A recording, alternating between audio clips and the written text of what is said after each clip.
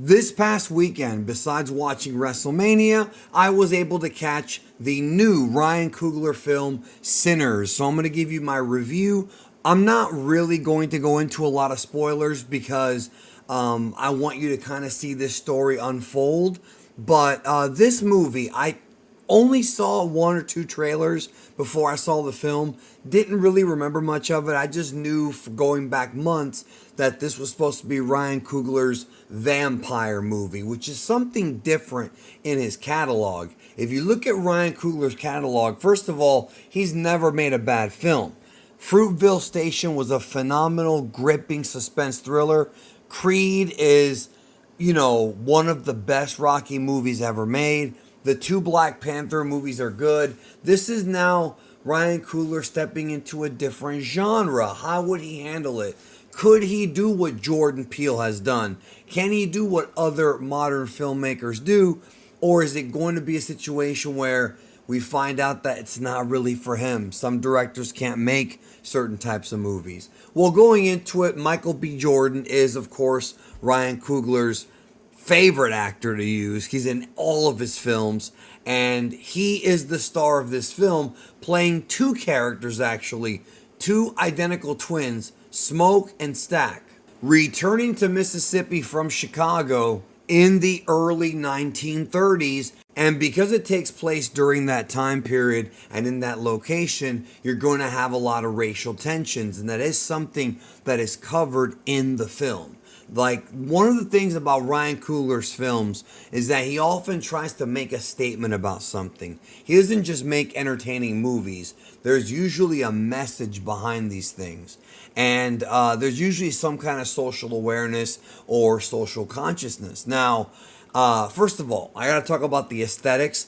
Ryan Coogler and cinematographer Autumn Durald Archipel really captured a beautiful time period in the early 1920s with the costumes, with the way that the buildings looked, the vehicles that were around back then. Like, as a period piece, this works. Ryan Coogler is able to bring you into that world, and that's kind of what the movie does. It brings you into that time period, into that location, and then as the movie progresses, you start to get to know the characters a bit more. I gotta obviously shout out Michael B. Jordan. I mean, everybody knows how good of an actor this guy is. I really don't have to even tell you that. You should know by now. And at first, I didn't really know what to make of him, whether he would end up being a protagonist or an antagonist, just because early in the film, it takes time to establish these characters. That's something I want to let you know ahead of time. The movie is a slow burn for the first half. Ryan Coogler spends a considerable amount of time in the script and on screen getting you to know these characters and to start to really care about them. And not just Smoke and Stack. We have other characters that you get to know. For example, Mary, played wonderfully by Haley Steinfeld. She has history with the brothers, and she really brings a warmth and a likability to her character. And as you're watching the movie progress, you are worried that things are going to be taking a turn for the worst, and you're worried about her. So the movie, I think, is effective in capturing that. The other main character, and in some ways he's like the centerpiece of the film, would be Sammy Preacher Boy Moore, played by Miles Caton. I don't really know much about Miles Caton. He looked familiar, like I had seen him before, but I can't find much about his career. Maybe he's a younger, newer actor, and there's a few of them in this film.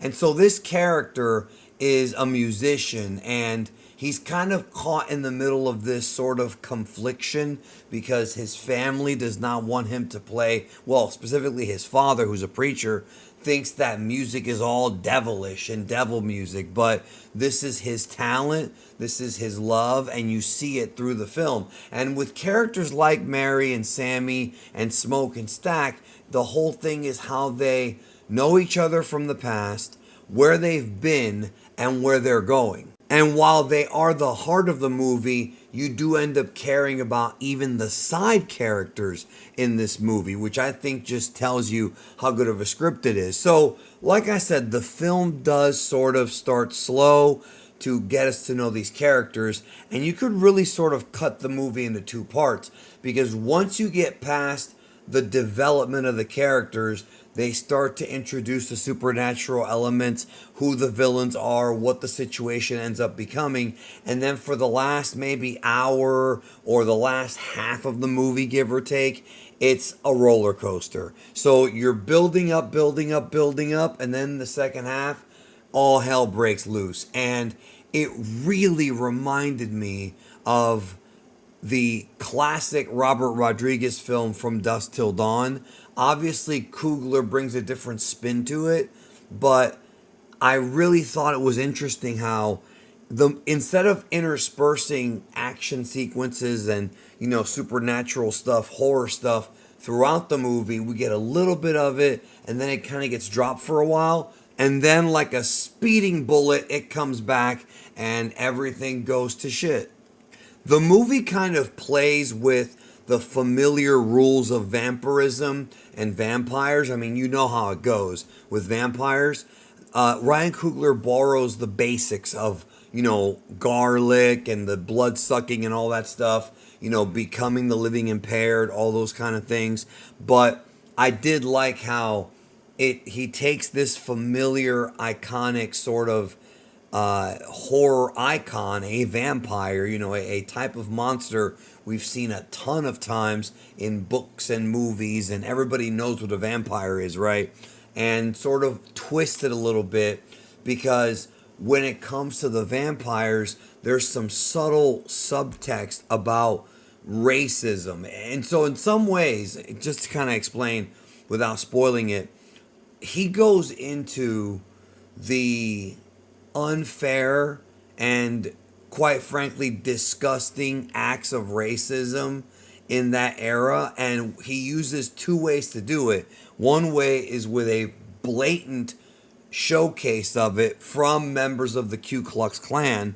The other is through the vampires. So they both are sort of metaphors for the same thing. And you've got this group of minorities. It's not just blacks. There's also Asians in there and mixed race people who are trying to survive this horrific night and this traumatizing experience.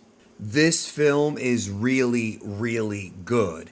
Again, it's one of those movies where when you get to around the 45-minute mark, you're kind of like, well, is this really going to end up being great? Like, where are they going with this? How is it going to affect our characters? And then once you're in that second half, at that point, you not only want them to survive, but you also are glued to the screen because the way that Ryan Coogler shot this movie was just absolute brilliance. Like, I compared it somewhat to a Jordan Peele film because there's a lot of that sort of subtext. But Ryan Coogler, in my opinion, I think it has different strengths than Jordan Peele as a director. And visually, Ryan Coogler does things that are so incredibly creative. There's a music sequence in the movie where it sort of explores the future and the past of music, and it involves like one big camera shot, and I was just flabbergasted at the technical mastery of that shot or of that scene. Technical mastery from Ryan Coogler. If you like horror action films, if you want to have a film that I think is a deep cut and I think is going to have great performances, you're probably going to want to go see this movie. Even if you're not into vampire films, even if you're not even into vampires as, a story element, I still think you should go out and see this movie. It's a great film for a date. I saw it in IMAX. It's a great film to go see with your friends. It's a good movie. It is a great movie. Ryan Coogler does not miss. Everything that needed to worked for the film. The music from Ludwig Göransson was just great, powerful. The performances and the way that the movie's structured. There is a mid-credit scene Not really teasing any future movies like what the MCU did, but it's a very important development of a few of the characters that you won't want to miss, because if you do end up caring about them, by the time you get to the mid-credit scene, you're going to want to see what happens there. You know, some of the people I went with did not stay for the mid-credit scene, and I really wish they would have, because it really truly is the end of the movie. So just an incredible movie. I hope it doesn't get a sequel. I hope it doesn't, I just don't, it doesn't need to. Let this thing live on its own. Sinners, one of the year's best. Go check it out.